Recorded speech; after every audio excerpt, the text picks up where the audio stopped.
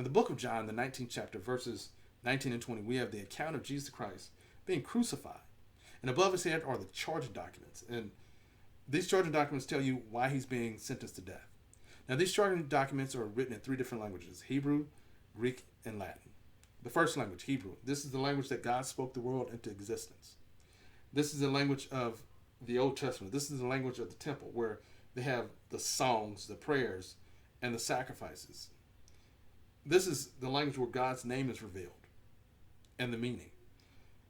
And if you don't believe that Jesus and Paul spoke Hebrew, check out Acts 26 and 14.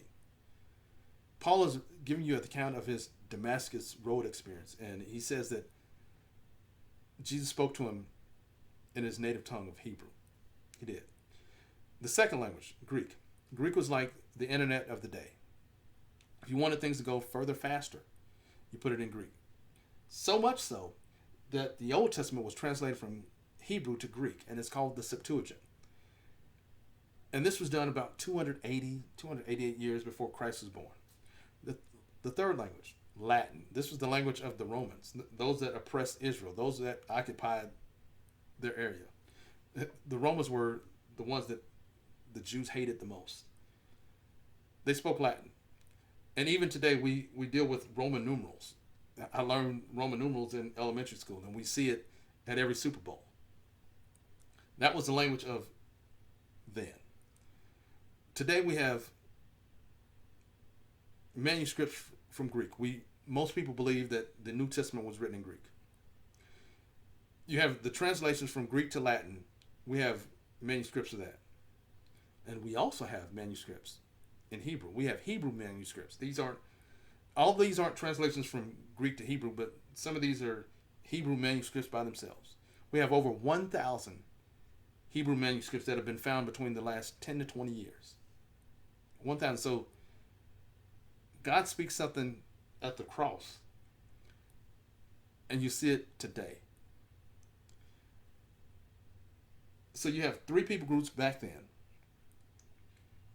that witnessed all this, that witnessed the crucifixion. You have the Hebrews, the Jews, you have the Greeks, and then you have the Romans. And now we have the same three people groups, or the same three witnesses now. You have Hebrew, Greek, and Latin. Why does this even matter? God doing things in threes. The word says, if you have two or three witnesses, the word is established. So that means you got three different witnesses. You have Hebrew, Greek, and Latin. You can check all three to make sure and verify that the word hasn't changed. And also, if you think Jesus didn't speak Hebrew, in Matthew 5 and 18, he talks about a jot and a tittle. Those deal with the Hebrew language, vowel markings and consonants. You know how a P or a PH can sound like an F, or if it's just by itself, it sounds like a P. They have dots and stuff for that. Vowel markings tell you how names are pronounced. And in these Hebrew manuscripts, you have vowel markings telling you how to pronounce the name of God. Seriously. How to pronounce the name of Jesus, Yeshua. All this is in the Hebrew manuscripts. So what does this all mean?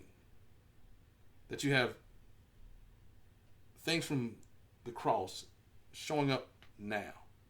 That God knows the ending from the beginning. And that all this means that Jesus Christ is Lord. And that his word does not change.